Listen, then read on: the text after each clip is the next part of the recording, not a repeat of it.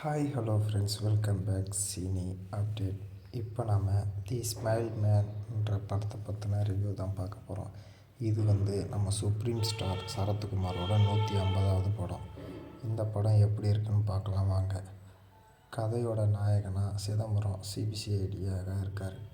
அப்போது smile man என்ற psycho கொலைகாரனை கொன்னுறாரு. ஆனால் அப்போது அவருக்கு தலையில் அடிபட்டு பழைய நினைவெல்லாம் மறந்து போகுது. அப்பப்போ ஞாபகம் வந்து போகுது. 8 வருஷம் கழிச்சு ஸ்மைல் மேன் போலவே கொலை செய்யும் காப்பி கேட் கில்லர் உருவாகிறான். அந்த கேஸை அரவிந்த் என்பவர் விசாரிக்கிறார். அப்போது அவருக்கு சிதம்பரத்தோட உதவி தேவைப்படுது.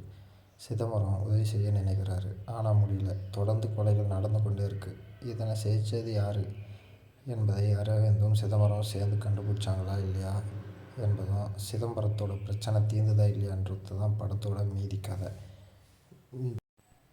தி ஸ்மைல் மேன் என்ற படத்தை இந்த கதையை இயக்குனர் ஷாம் மற்றும் பிரவீன் இணைஞ்சு இயக்கியிருக்காங்க. இந்த படத்தோட ப்ளஸ்ன்னு பார்த்திங்கன்னா மேக்கிங் சீன்ஸும் இன்ட்ரெஸ்டிங்காக போகிற திரைக்கதையும். மைனஸிங் பார்த்திங்கன்னா கொஞ்சம் ஓவர் பர்ஃபார்ம். இந்த படத்துக்கு நம்ம சேனலில் 5க்கு 2.5 வரைக்கும் ரேட்டிங் தரலாம். தொடர்ந்து நம்ம சேனலுக்கு லைக் பண்ணுங்கள், சப்போர்ட் பண்ணுங்கள். இந்த படம் எப்படி இருக்குன்ட்டு கமெண்ட் செக்ஷனில் கமெண்ட் பண்ணுங்கள்.